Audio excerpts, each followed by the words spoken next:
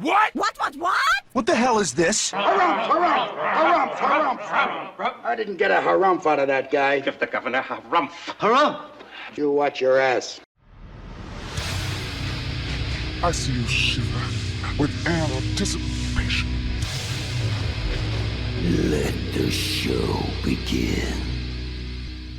Hey everybody, this is David Heretic coming at you with another edition of Reactions, Reviews, and Rants. And tonight, alright, we are coming back to another song from the Dragon Ball Z Budokai original soundtrack. So, Dragon Ball Z fans, feeling you, come on now.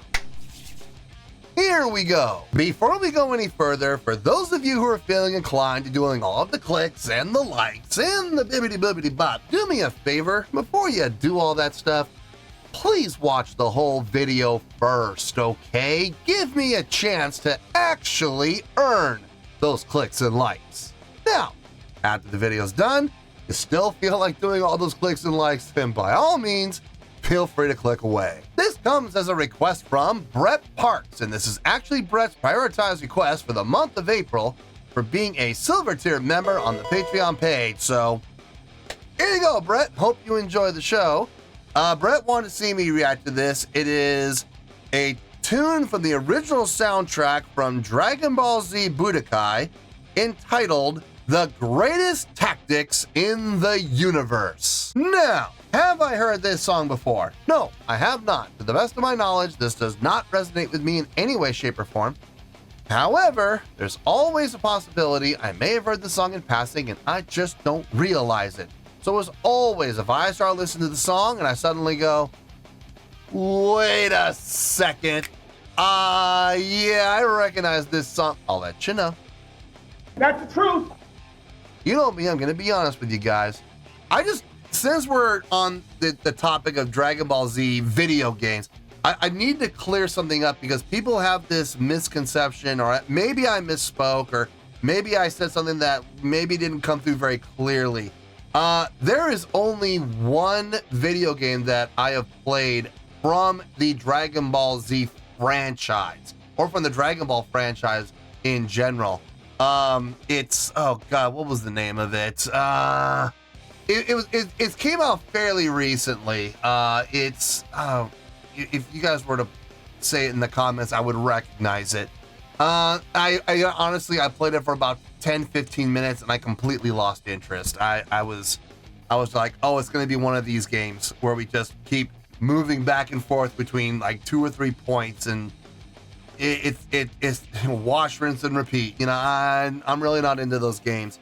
The conveyance on those games always really kind of irritates me. It kind of reminds me of Castlevania 2, where you have to, you know, jump through all these hoops, go back and forth between all these screens just to get one item that the game designer could have very easily put in someplace else, but it ends up being this long hassle and this long grind just to get this one item, and then you gotta go back and retrace your steps. It takes you 10 minutes, and it's like, that's pretty poor design, you know. But they're doing it, and what they're doing is they're just trying to make the song, not the song, they're trying to make the game seem longer than it actually needs to be. And by doing it like that, they actually do make it longer, and it's kind of pointless. It's filler. So, to be clear, I've only played one game from the Dragon Ball franchise, and it was, I forgot what the name of the game was, but it was a fairly recent game. I have never played any of the Dragon Ball Z games on PlayStation 2, PlayStation 3.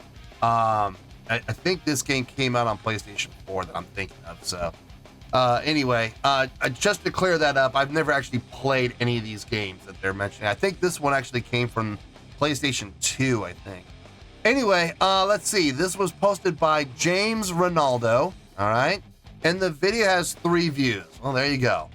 Other than that, there's really nothing else left to say. Link to the original video will be down below in the video description for your viewing pleasure at your leisure. Let's get started. What do you say? Are you ready? Are you ready? Because here we go. All right, here we go. DBZ Budokai OST, the greatest tactics in the universe. Cool. All right, let's do this. All right, boy, let's do this.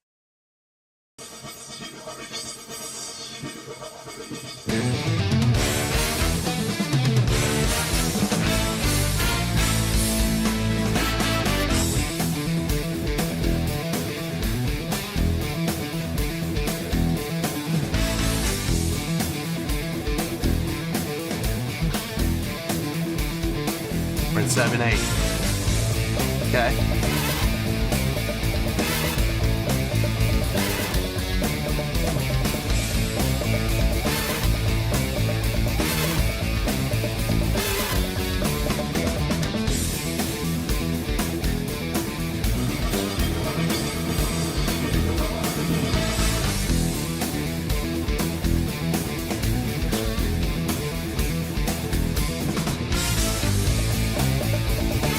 Da-da-da.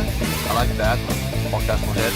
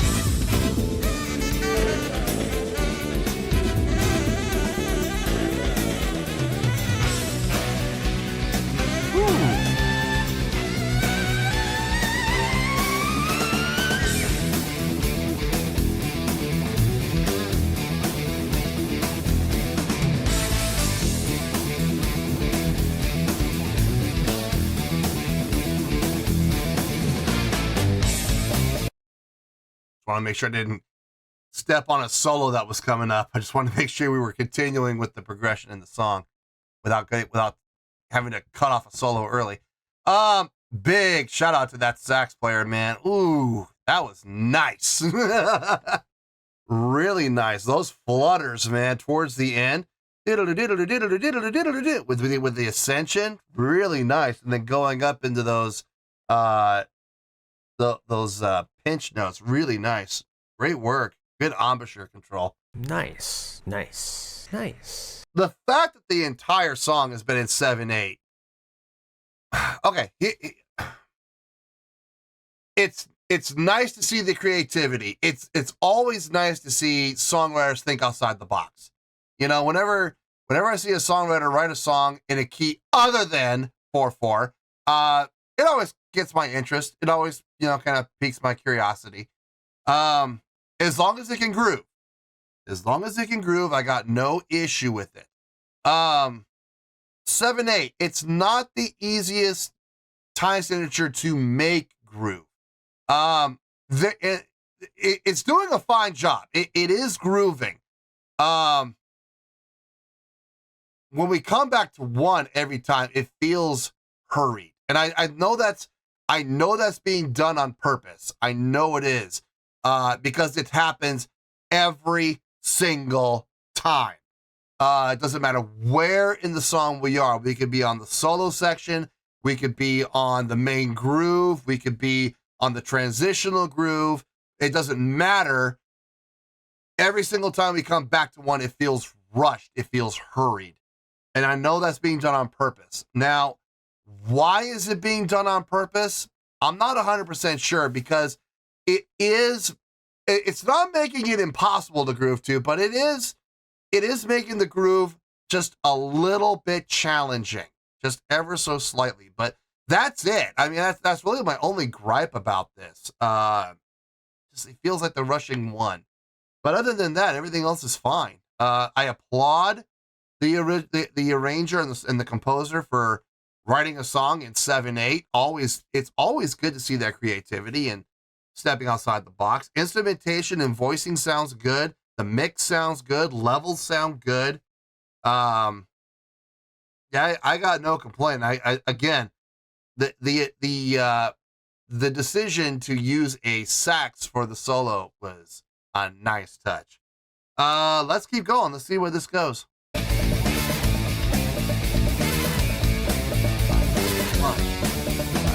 One.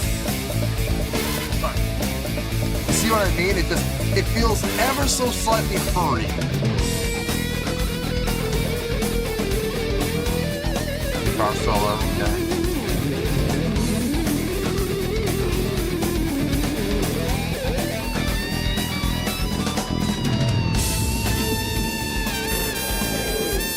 Stop it.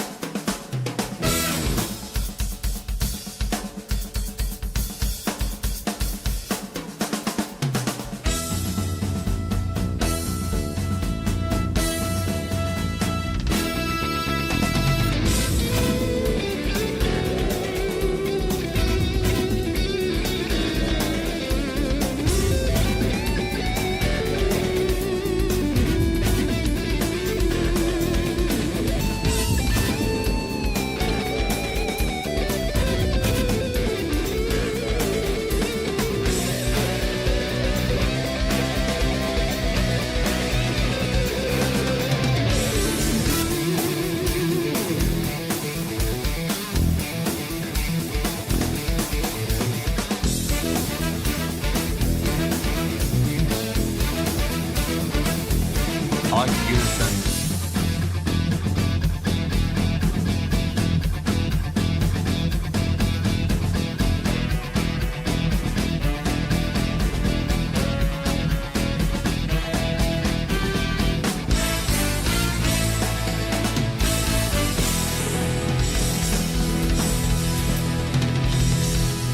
Big ending, yeah. Boom. That final hit with the fall off, yeah.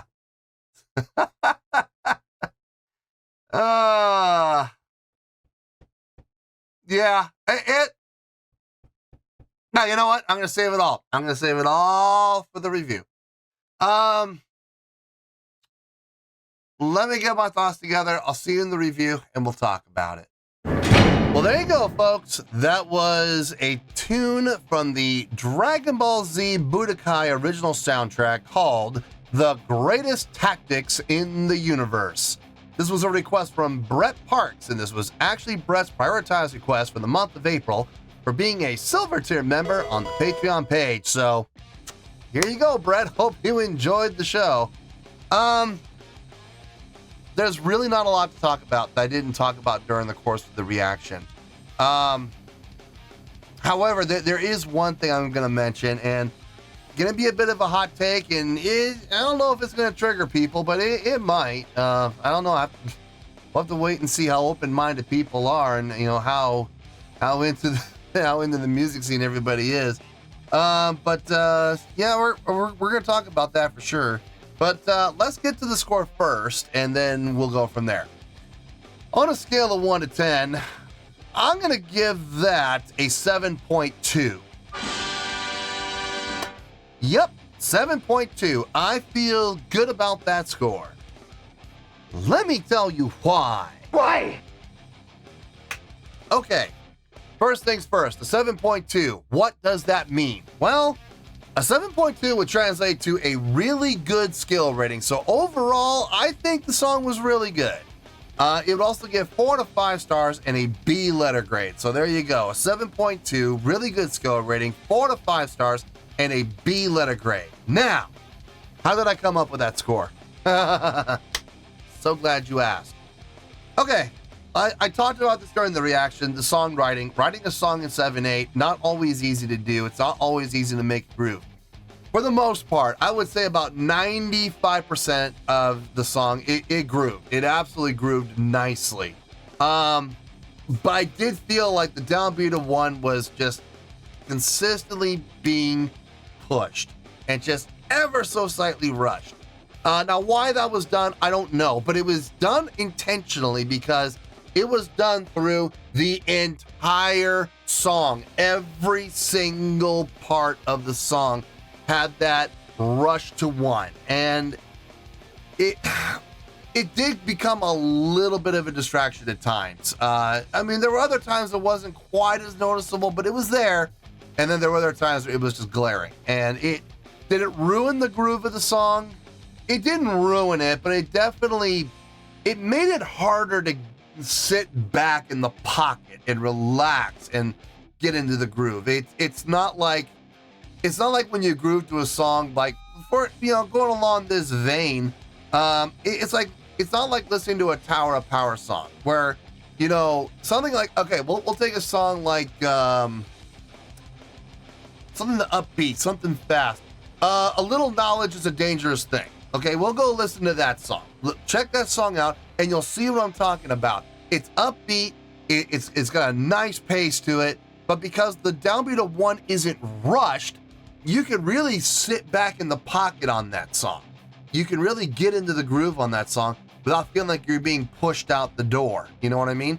This song, I kept feeling like I was that guy who got invited over, and you know, the wife's coming home unexpectedly all of a sudden, and you know, there's my buddy pushing me out the door, and I'm like, wait a minute, you invited me over to, you know, do whatever. Well, what's going on? Oh, the wife's coming home. You gotta go. But hold on. What? Just because your wife's coming home, why do I have to go? Oh, you gotta go, man. You gotta go. You can't be here. Why can't I be here? You invited me over. Isn't this your house? Yeah, it is, but I don't want to upset the wife. That's what I felt like the entire song. I felt like I was, you know, being gently nudged out the door, and it's just, I wasn't the biggest fan of that aspect. But other than that, the songwriting was just fine. Here comes the hot take. Every single instrument on this track, with two exceptions that I'm not 100% sure about, and I'm gonna mention those two tracks. But every other track on this was MIDI. It was programmed. You can tell. You can really tell. You know where you can really listen for it is when the trumpet solo kicked in. When that trumpet kicked in, oh man, that was so obviously digital.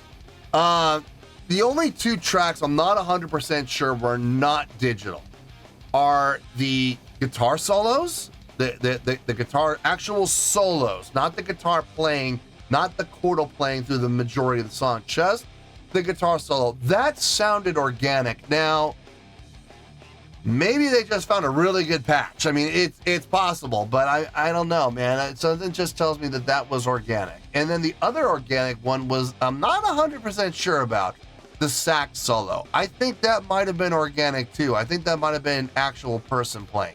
But everything else sounded very digital, very, very track, very programmed. So, especially those orchestral hits. Now, granted, that could all be done on a keyboard. Maybe it wasn't, you know, a programmed, you know, MIDI track. But I mean, something just tells me this was, especially considering this fact that this came off of PlayStation 2, notorious for utilizing MIDI track. So something just tells me that majority of the song was MIDI track. Now, having said that, the programming was well done, the voicing was well done, the layering was well done, the editing was well done. So it sounds really good. It does. I don't want people getting the impression that everything you heard here was an actual organic live instrument. No, it was not. Really, if you really want to know, go back and listen to two things. Number one, the orchestral hits. Whenever they would hit, clearly digital. Number two, that trumpet solo. That was as digital as you can possibly get. And like I said, the only two I question is the guitar solo itself and the saxophone solo. That may be, those two things may be real people, but everything else was tracked, clearly. As far as usage in the game, I have no idea where in the game this is used. I don't know if this is stage music. I don't know if this is, you know, a battle song. I don't know if this is just traveling along music. I don't know if this is boss battle music. Something tells me this is definitely a fight song, though. Like, this is, I don't know if this is like, you know, the main boss, you know, but I mean, this does feel like boss music. This does not feel like stage music. So, I don't know. Maybe I'm wrong. I mean, maybe this is, you know, Goku or whoever is flying around the stage. I don't know what kind of game this is. Oh, by the way, the game I was trying to remember, it's Dragon Ball Z Kakarot. Yeah, I played that game for seriously, I think about 15 minutes total, and I said, no, not for me. So yeah, luckily I got it on sale. I only paid like $10 for it, but still, $10 out the window. Anyway, overall, it's got a nice feel, it's got a nice groove, just that rush on one, just not the biggest fan of it. The instrumentation, voicing, the patch selections were nice. Dug the sax solo in particular. Don't get me wrong, the guitar solo was enjoyable as well, but that sax solo really was kind of the highlight for me on this song. And like I said before, 7/8, not an easy song to write. It's not an easy key signature to utilize to write a full song around, but they did a fine job. So yeah, 7.2. I feel good about that score, and that's where we're gonna stay. So let's wrap everything up here in a nice shiny bow, shall we? We have a 7.2, which is a really good skill rating, 4 to 5 stars, and a B letter grade. Take your pick, I don't care, whichever one of those floats your boat. Final word, final score, I've spoken.